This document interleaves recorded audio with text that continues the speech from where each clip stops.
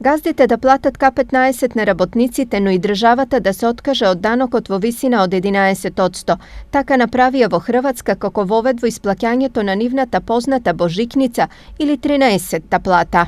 Секако дека е позитивен пример. Ние веќе како организација на работодавачи имавме такви идеи и некои наши членки веќе укажуваа на тоа дека не само на К-15, туку и за останатите надомици од плата на кои моментално се плаќа персонален данок не би требало да се плаќа, бидејќи сите нели си грижиме да се зголемат примањата на работниците. Ако сакаме тоа да се остварува и законите и општо колективен договор целосно да се почитува, тогаш е најдобро на тие примања да не се плати персонален данок. Примерот е секако позитивен, но дали е реално таков потек во интерес на работниците да направи и македонската влада? Знаете што ние многу повеќе очекувавме дека ќе се направи за текстилната индустрија, меѓутоа желбите да постојат желби, но во пракса некако многу скоро одат сите тие работи, а сето тоа се повеќе и повеќе ја влече текстилната индустрија назад.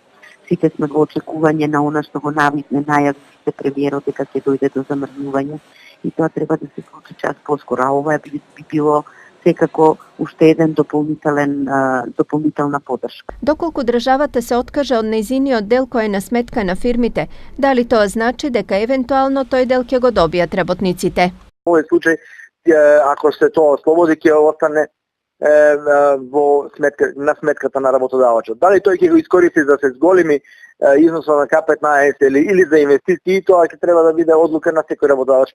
Во овој случај, работникот ќе го добие регресот што оние компании кои што се во можност да го извршат, да ја извршат таа исплата, а ова секако дека би било подршка на газдите, така наречено, односно на работодавците, со цел на инвестирање во други делови. Дали на истекот на оваа година има се уште време државата да го направи овој чекор во интерес на фирмите и работниците е неизвестно, но ако не во оваа, тогаш тоа би било добро да се случи барем во идната година. Се разбира доколку власта навистина добро и мисли на работниците, но и на фирмите, кои во моментов не работат во идеални услови.